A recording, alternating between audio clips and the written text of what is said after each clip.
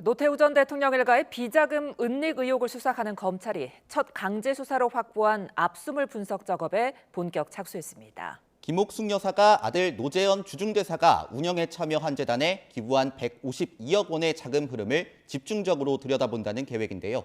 법조팀 취재기자 연결합니다. 배민혁 기자, 자세한 소식 전해주시죠.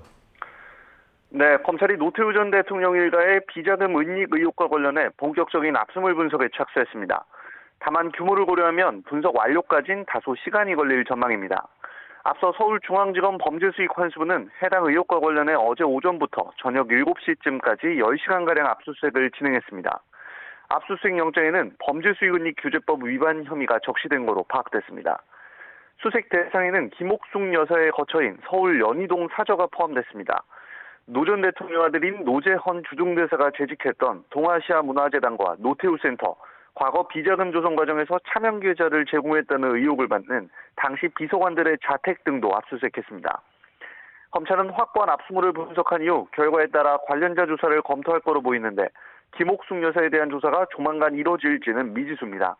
실제 과거 김 여사 조사를 협의했지만 고령인데다 지병도 있어 어려움을 겪었던 거로 파악됐습니다.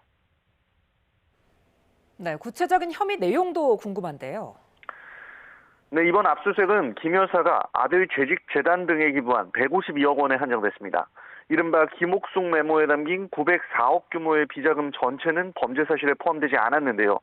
검찰은 이 152억 원 기부금의 출처를 비자금이 아닌지 주목하고 있습니다. 과거 공개된 자료를 보면 김 여사는 지난 2016년부터 해마다 동아시아 문화센터에 10억 원 정도씩 기부한 것으로 나타났습니다. 그런데 아들이 이사장을 취임한 직후인 2020년에는 95억 원으로 액수가 크게 늘어나는 등 모두 152억 원이 아들이 있는 기관으로 흘러간 것으로 확인됐습니다. 앞서 비자금 의혹을 고발한 5.18 재단 측은 이를 두고 소득 활동이 없는 김 여사가 152억 원을 벌었을 리 없다며 아직도 거액의 비자금이 있을 거라고 주장했습니다. 수사 범위를 메모에 적힌 904억 전체가 아닌 아들 재직기관 출연 152억으로 좁히면서 검찰은 공소시효와 관련해서도 큰 문제가 없을 것으로 판단하고 있습니다.